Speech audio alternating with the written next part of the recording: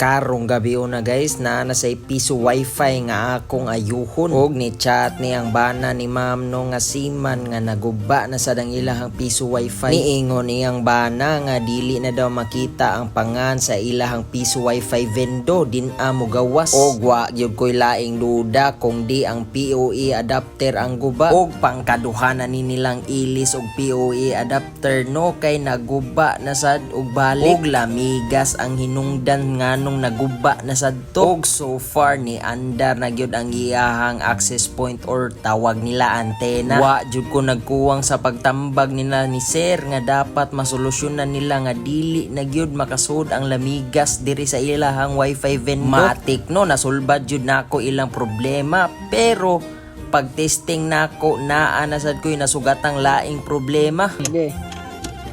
Na 5 ang reading. 5 ang reading sa kuha. Giluwa man. Pero giluwa kaya tikasan. Ala mo ding wala ni kay income ani kay. Pero awa ko ani tayo mang 5. Di ba? Ani nga giluwa ang piso ay.